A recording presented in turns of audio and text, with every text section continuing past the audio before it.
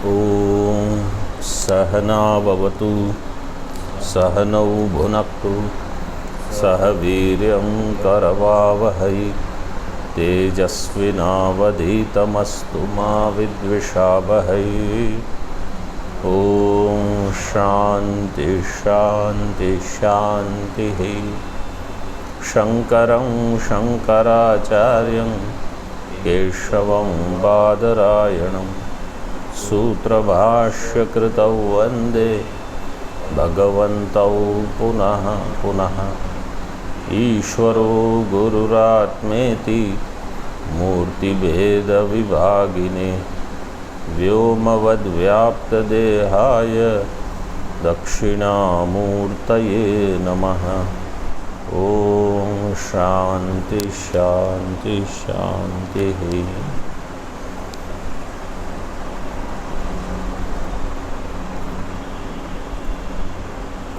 कठोपनिषद में पृष्ठ 85 85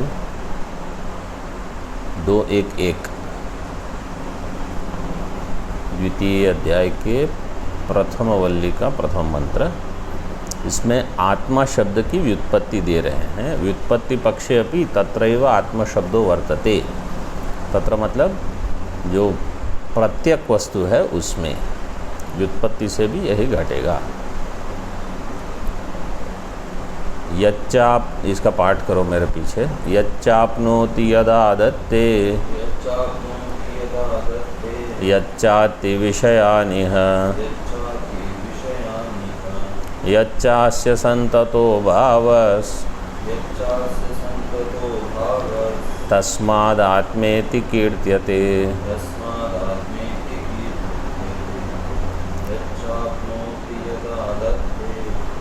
यच्चाति विषयानिह यच्चास्य संततो भावस् तस्मादात्मेति कीर्त्यते।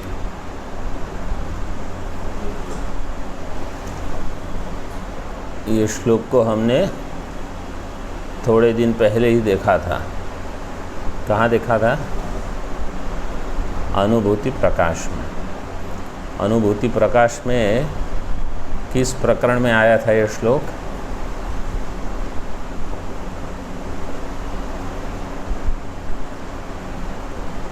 आत्मेत्येवोपासीत विद्या सूत्र में ये आया था। बृहदारण्यक उपनिषद के प्रथम अध्याय में विद्या सूत्र है।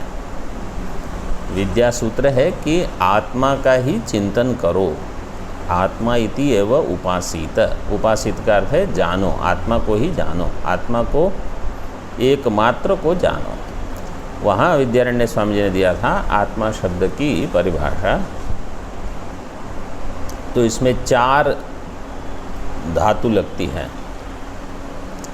आपनोति में वो जो दिया है नीचे टीका में, आप्लृ व्याप्तौ, पूर्व पृष्ठ में अंतिम पंक्ति, आप्लृ व्याप्तौ, ये पहला है आपनोति।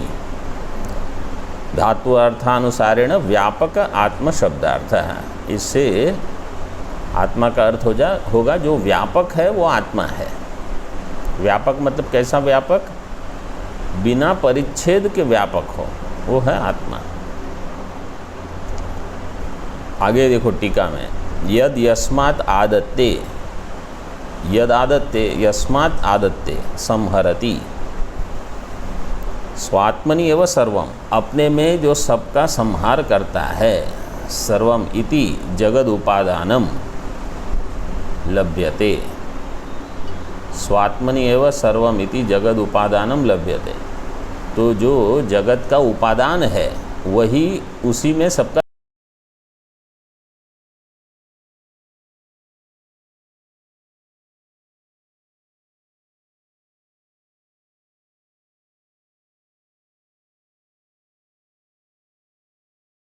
संहार होगा, उपसंहार होगा। तो ये हो गया आदत्ते का अर्थ। आदत्ते, दत्ते का अर्थ है देना। आदत्ते मतलब ले लेना। जैसे गच्छति जाता है, आगच्छति मतलब आता है, ऐसे आदत्ते। क्योंकि ये श्लोक बहुत प्रचलित है और इस पर मनन चिंतन बहुत कर सकते हो आप।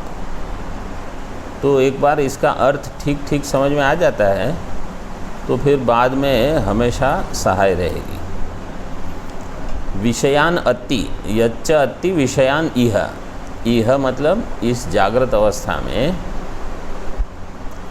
विषयान अति, विषयों को खाता है, मतलब विषयों का भोग करता है। टीका में देखो, विषयान अति इति आत्मा इति व्युत्पत्त्या, विषयान अति इति आत्मा स्वचैतन्य आभासेन उपलब्धत्वम आत्मशब्दार्थः। आत्मा अपने चैतन्य से उपलब्धा होता है। उपलब्धा मतलब भोक्ता, क्योंकि भोग कौन करेगा? जो चैतन्य होगा वही करेगा। जड़ वस्तु में भोग नहीं होता। जैसे कमरा है, कमरा किसके लिए बनाया है? तो ऐसा नहीं कह सकते कि वो छत के लिए कमरा है, दीवार के लिए कमरा है, कमाड़ खिड़की के लिए कमरा है। कमरा, ये तो सारी चीज़ें जड़ हैं। कोई व्यक्ति होगी जो इसका भोग करेगा, मतलब उपयोग करेगा। तो चैतन्य आभासेन उपलब्धत्वम आत्मशब्दार्थ है।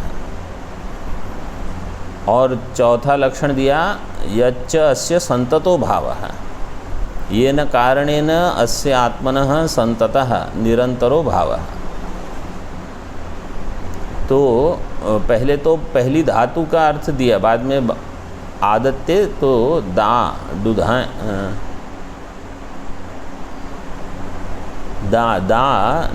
धातु रहेगी आदत्ते में।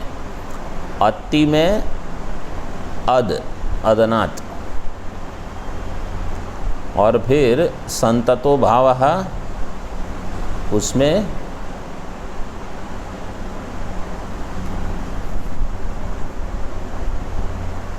सातत्य गमने ये धातु होगी।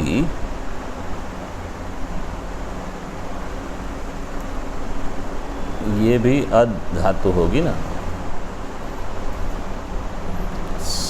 सातत्य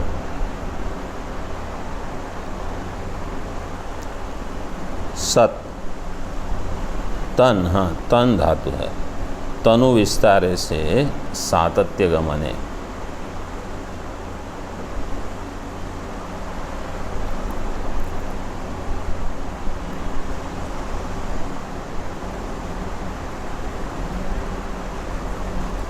तो जिसका विस्तार है, मतलब तीनों अवस्था में, जागृत स्वप्न सुषुप्ति तीनों अवस्था में जो रहता है वो है आत्मा। सुषुप्ति में सबको व्याप्त होकर रहता है, और जागृत में और स्वप्न में आदत्ते और अति, वो है आत्मा।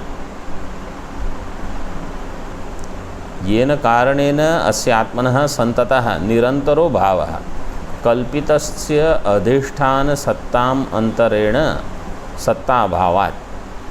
कल्पितस्य अधिष्ठान सत्ताम अंतरेण, जो कल्पित वस्तु है उसकी अपनी सत्ता नहीं रहती। उसकी कौन सी सत्ता रहेगी? जो अधिष्ठान है उसी की सत्ता होगी। जैसे रज्जु में कल्पित सर्प है, वो कल्पित सर्प की सत्ता क्या होगी? रज्जु ही उसकी सत्ता है, बिना रज्जु के उसकी सत्ता नहीं। तो इसलिए कहा आत्मनः संततो निरंतरो भावः कल्पितस्य अधिष्ठान सत्ताम अंतरेण। अंतरेण मतलब बिना, सत्ताम अंतरेण सत्ता अभावात्। कल्पित वस्तु जो है अधिष्ठान की सत्ता छोड़ के उसकी सत्ता नहीं रहती। यथा रज्ज्वाम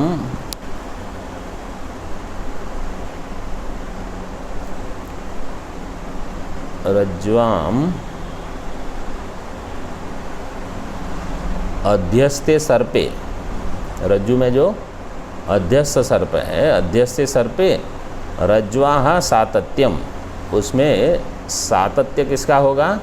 रज्जु, मतलब सतत सतत रज्जु रज्जु रज्जु ही है वहाँ, और कुछ नहीं है।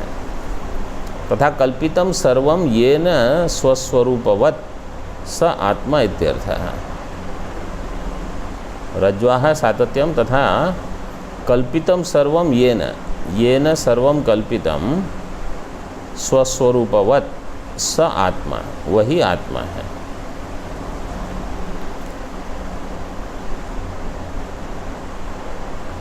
अभी भाष्य में देखो, इति आत्म शब्द व्युत्पत्ति स्मरणात्। आत्म शब्द की व्युत्पत्ति ये विष्णु पुराण का श्लोक है। अब देखो, पुराण में आत्मा शब्द का अर्थ दे दिया, जो आपको किसी उपनिषद में नहीं मिलेगा, गीता में नहीं मिलेगा, और प्रकरण ग्रंथ में अगर होगा भी तो यहीं से उठाया है। तो पुराण का महत्व ऐसे पता चलता है। और वैसे भी पुराण क्या है, जो वेद के मंत्र हैं या उपनिषद के मंत्र है, उसका व्याख्यान हो जाता है पुराण में। तो जो वहाँ एक मंत्र में या दो मंत्र में है, जैसे ये द्वा सुपर्णा सयुजा सखाया, तो वहाँ वो पुरंजन उपाख्यान भागवत में देते हैं। वो पूरी पुरंजन की जो कथा है वो यही बताती है कि ये द्वा सुपर्णा का क्या है। ये जो क्षत्रिय न्याय जो है वो उसका वर्णन वहाँ कर देते हैं, तो वो व्याख्या हो जाती है।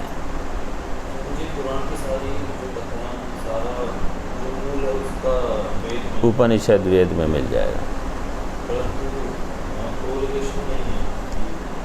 ऐसे कैसे नहीं, क्योंकि पुराण में क्या है, अब जो प्रसंग उनको बताना है उस प्रसंग को ध्यान में रख के विस्तार करेंगे। फिर अगर कुछ उपनिषद का उनको उस समय मतलब लगता है कि ये इसी का विस्तार यहाँ होगा, तो उसका विस्तार कर देते हैं। तो ऐसे आपको नहीं मिल जाएगा। जैसे वहाँ आपको ईशावास्यम इदम सर्वम, तो वहाँ देखो ईशावास्यम इदम सर्वम जो है ना, अभी वहाँ ईशा शब्द है। ईशा मतलब ईश्वर के द्वारा, ईश की तृतीया विभक्ति है, ईट। भागवत में सीधे ही दे दिया आत्मना वास्यम इदम सर्वम। तो कोई वहाँ मतलब अब लाग लपेट नहीं है, ईशा के बदले आत्मा शब्द ही डाल दिया। तो अपने आत्मा से ही पूरे जगत को व्याप्त कर दो, वो हो गया।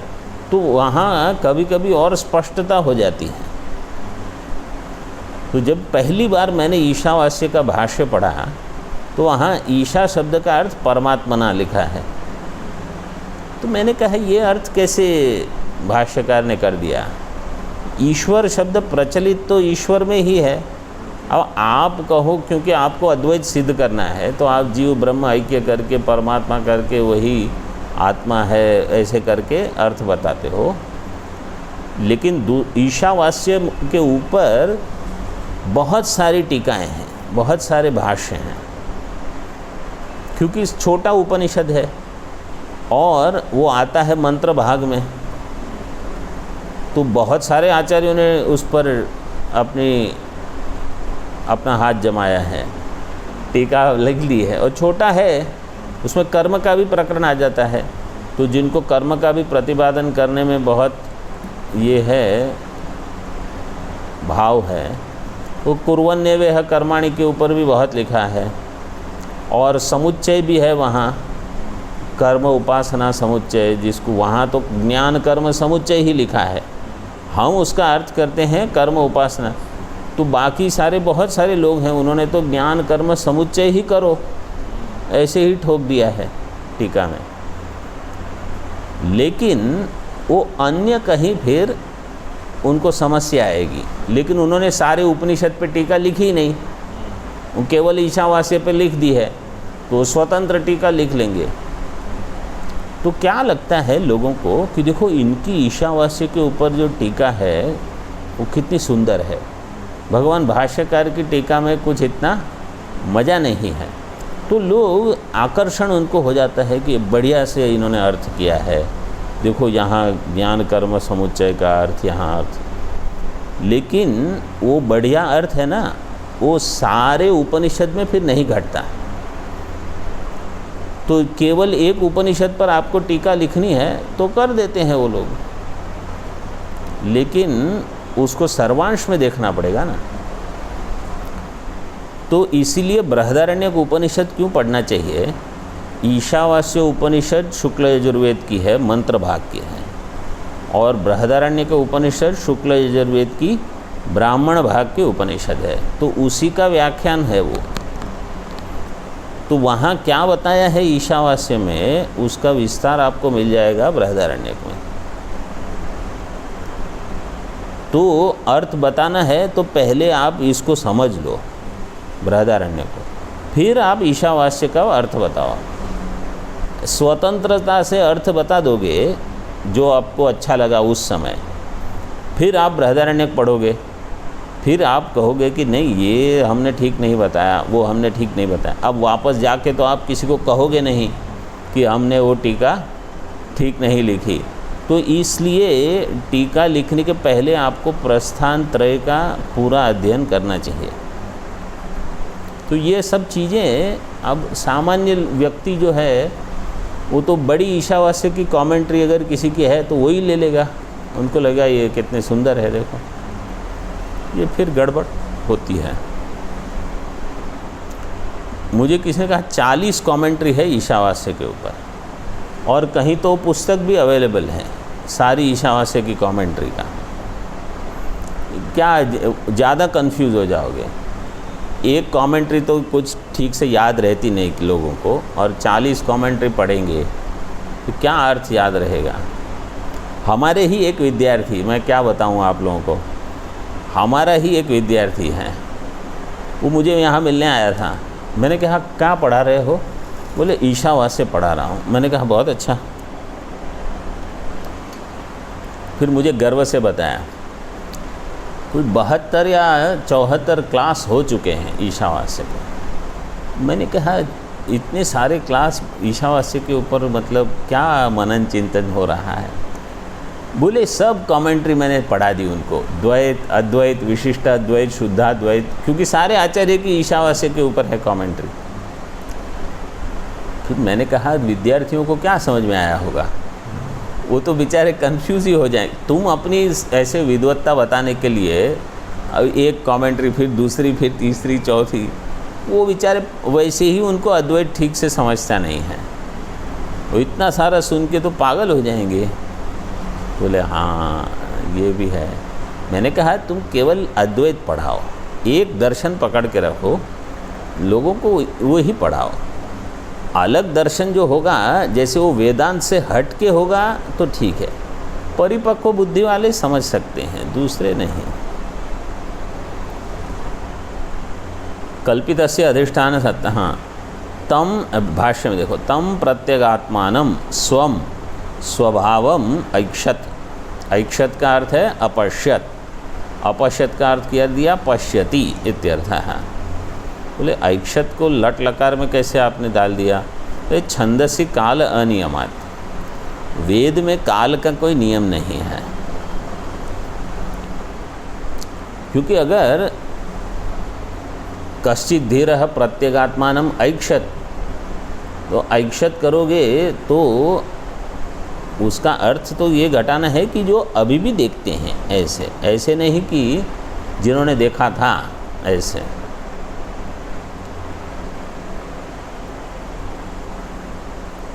कथम पश्यति इत्युच्यते, कैसे देखते हैं? आवृत्त चक्षुः, आवृत्तम व्यावृत्तम चक्षुः श्रोत्रादिकम इंद्रिय जातम अशेष विषयादि अस्य सह आवृत्त चक्षुः।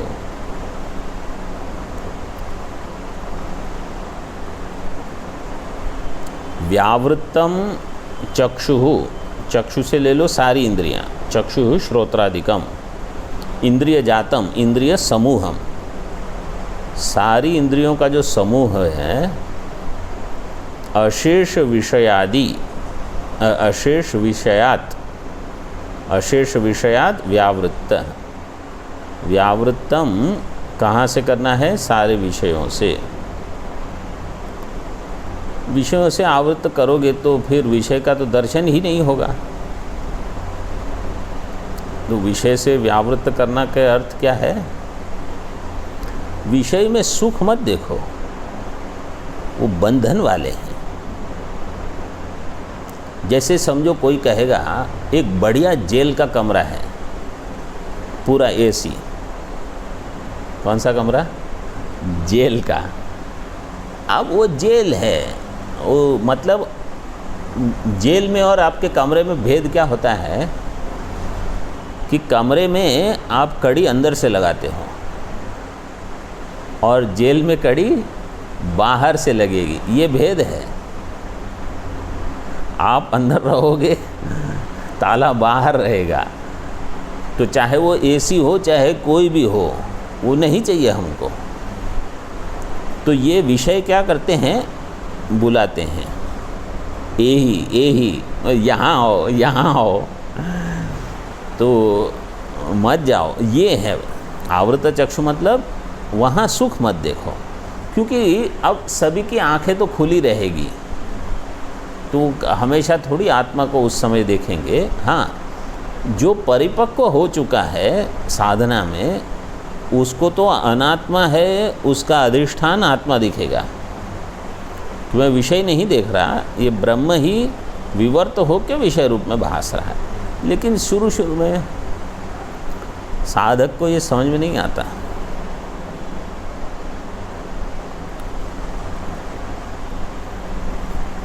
वो तो विषय देख के गिर जाते हैं।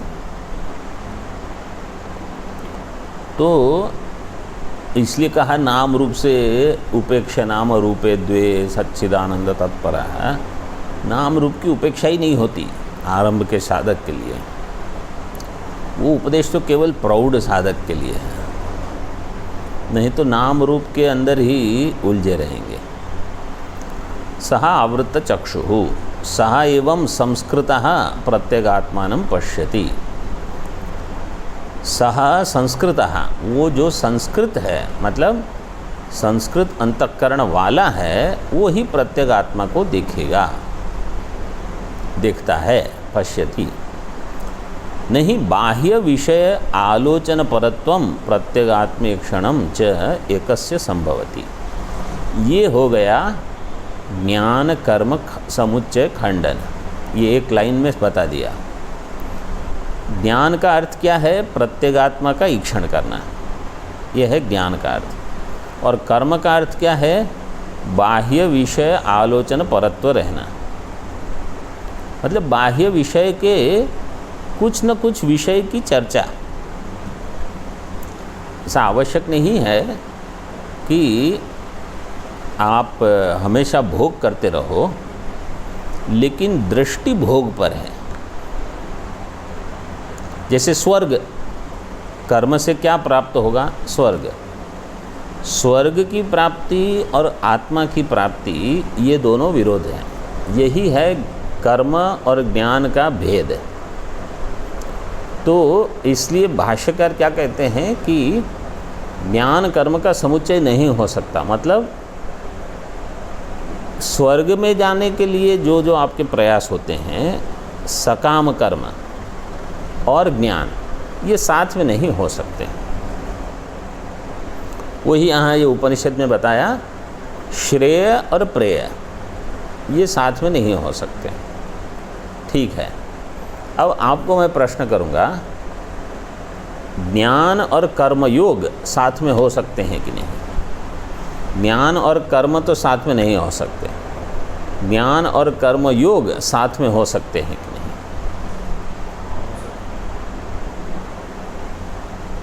कोई यहाँ से आप लोगों से कोई उत्तर?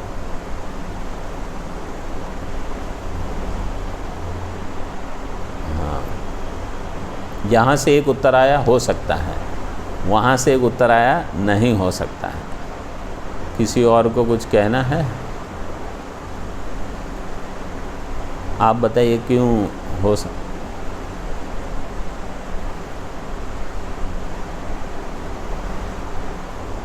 यस हाँ,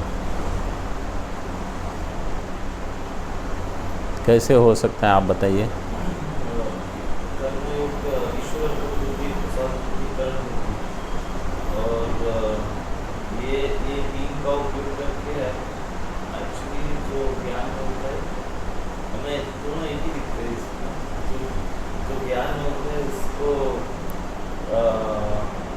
सम्मिलित करने के लिए ठीक है,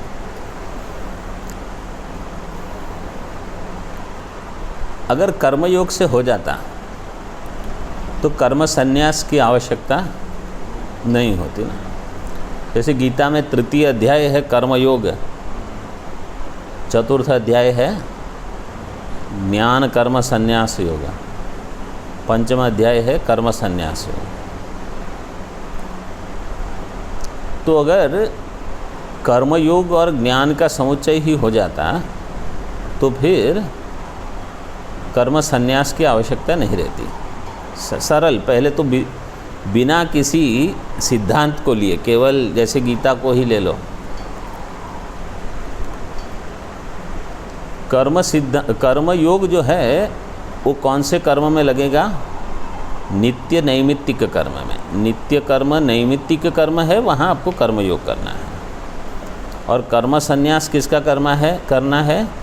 नित्य नैमित्तिक कर्म का ही कर्म संन्यास करना है। तो मतलब वो तो सीधे ही विरोध हो जाएगा। तो इसलिए किसी को ये ठीक नहीं लगता कि कर्म संन्यास की क्या आवश्यकता है। कर्मयोग से भी ज्ञान और कर्मयोग साथ में कर सकते हो।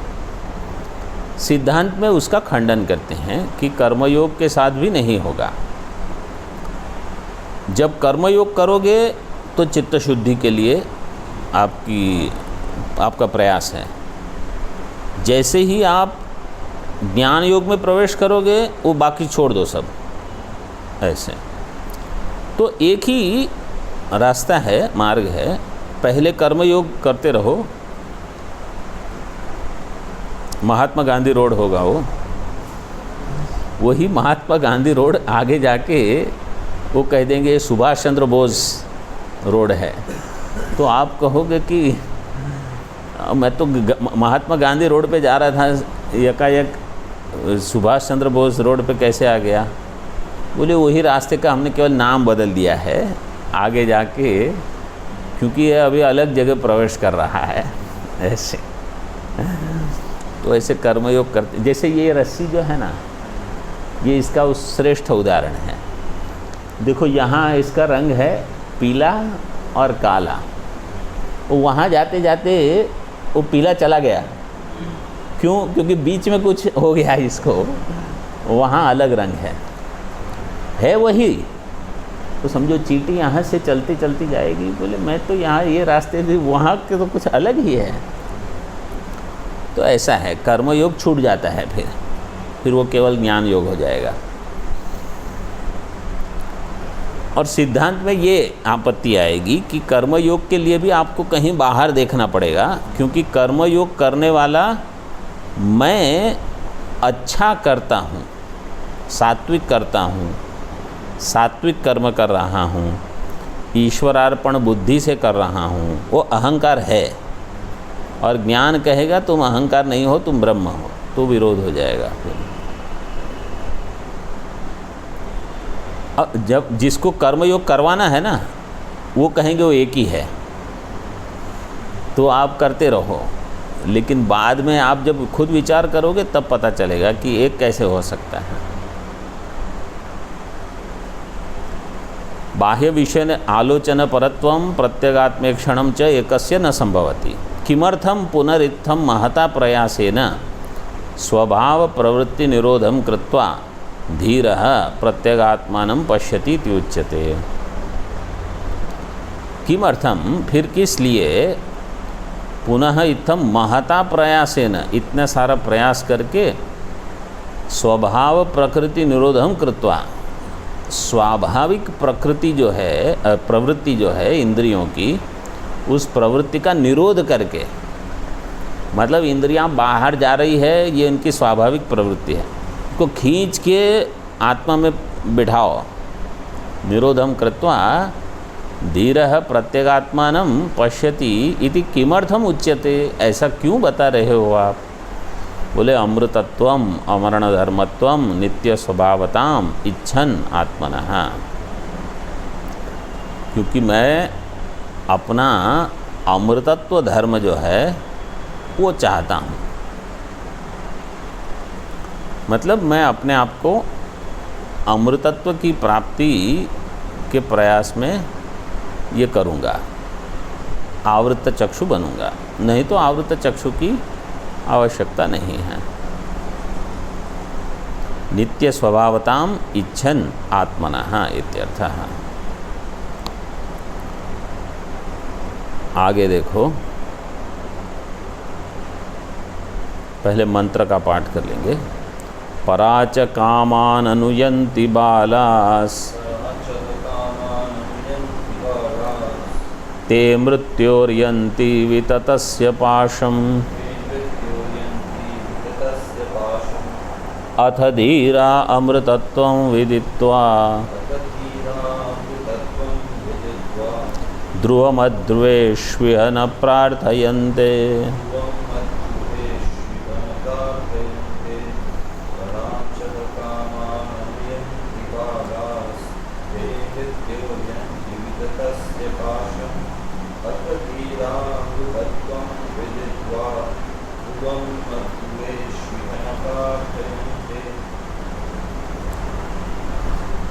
बालाः पराचः कामान अनुयन्ति। बालाः जो बच्चे जैसे हैं वो क्या करते हैं? पराच मतलब बाह्य, प्रत्यक्ष से विरुद्ध कामान अनुयन्ति, कामनाओं के पीछे पीछे जाते हैं। कामान मतलब काम्य विषयान, काम्य भोगान। काम्यन्ते इति कामाः, उसका बहुवचन, द्वितीय बहुवचन कामान। जिसकी कामना करते हैं ऐसे विषयों के पीछे पीछे जाते हैं बालाः। ते मृत्योः विततस्य पाशम यन्ति। मृत्यु का एक जाल फैला हुआ है, ये उसमें फंस जाते हैं। जैसे पक्षी दाना चुगने के लिए जाते हैं और उनको पता नहीं रहता कि यहाँ जाल है, तो उनको केवल दाना ही दिखता है। मृत्यु ने एक जाल फैला के रखा है, वहाँ वो विषय डालते हैं। फिर जो हमारे जैसे वहाँ जाते हैं, विषय को पकड़ते हैं, उनको लगता है क्या बढ़िया विषय है। अरे विषय नहीं, यहाँ तो मृत्यु खड़ी है, पकड़ लेगी। फिर बस फिर हो गया पुनरपि जननम पुनरपि मरणम। विततस्य पाशम मृत्योः यन्ति विततस्य पाशम। इसलिए अथ, तो ये हो गई किसकी कहानी? बालाः की। अब धीराः उसके विरुद्ध अमृतत्वं विदित्वा, वो जान लेते हैं कि इतनी आसानी से विषय का भोग मिल रहा है, इसका अर्थ है यहाँ मृत्यु का पाश है, वो पकड़ लेगा आपको। तो कैसे भी आसानी से हो मुश्किल से हो, विषय का सुख है वो कहीं ना कहीं आपको पकड़ लेगा। ये भी गीता में कहा भगवान ने, विषयेंद्रिय संयोगात यत्तदग्रे अमृतोपमम परिणामे विषमिव। ये सुख कैसा है? तत्सुखम राजसम स्मृतम, ये राजसिक सुख है। जो विषय इंद्रिय के संयोग से सुख होगा, वो शुरू में तो अमृत जैसा लगेगा कि आहा इससे बढ़िया क्या हो सकता है। फिर परिणाम विषमिव, फिर जहर जैसा हो जाएगा, ये तो दुख ही दे रहा है। बोले तो ये तो पहले से ही पता था, गीता तो पढ़ी है आपने, फिर भी आपको याद नहीं आया। ठीक है तो पढ़ा लो एक दो बार, तभी याद रह जाएगा ये। तो ये ऐसा है। तो ये सुख जो है विषय के ऐसे बांध लेते हैं। तो धीराः अमृतत्वं विदित्वा ध्रुवम अध्रुवेषु इह न प्रार्थयन्ते। जो ध्रुव है, जो नित्य है, उसको अनित्य में नहीं चाहते। न प्रार्थयन्ते मतलब वो ऐसा नहीं सोचते कि अनित्य में कहीं नित्य सुख मिल जाएगा। अनित्य विषय में नित्य सुख छिपा है, ये हो नहीं सकता। मतलब ये असंभव है। मैं अपनी कल्पना कितनी भी कर लूँ कि नहीं नहीं ये तो ऐसा ही होगा, ये अरे आपने समझा ही नहीं। इसको आप एक चीज़ समझ लो, सुन लो ठीक से। अगर कहीं आपको लगता है कि वेद झूठा सिद्ध हो रहा है और मैं सत्य सिद्ध हो गया, मैं मतलब मेरी बुद्धि वेद में जो बताया है उससे कहीं और सूक्ष्म हो गई और सच्ची हो गई, हमने वेद को झूठा कहीं सिद्ध कर लिया, मतलब आप समझ लो आप मूर्ख सिद्ध हो रहे हो। ऐसा हो नहीं सकता कि वेद में जो कहा है वो गलत हो जाए। ये बुद्धि अगर आपकी बन गई ना कि वेद में कहा है वो गलत हो नहीं सकता, कहीं ना कहीं मैं ही कुछ गलती कर रहा हूँ सोचने में, समझने में, इतना अगर आपको समझ में आ गया इस जीवन में, मैं कहता हूँ आप कृतकृत्य हो गए। फिर आप कभी वेद में जो भी लिखा है उसको आप उसके ऊपर प्रश्न चिन्ह नहीं लगाओगे। बस केवल आश्चर्य लगेगा, वहाँ प्रश्न नहीं लगेगा। ओम पूर्णमदः पूर्णमिदं पूर्णात् पूर्णमुदच्यते पूर्णस्य पूर्णमादाय पूर्णमेवावशिष्यते। ओम शांति शांति शांति। शंकरं शंकराचार्यं केशवं बादरायणं सूत्रभाष्यकृतौ वन्दे भगवन्तौ पुनः पुनः। ईश्वरो गुरुरात्मेति मूर्तिभेदविभागिने व्योमवद्व्याप्तदेहाय दक्षिणामूर्तये नमः।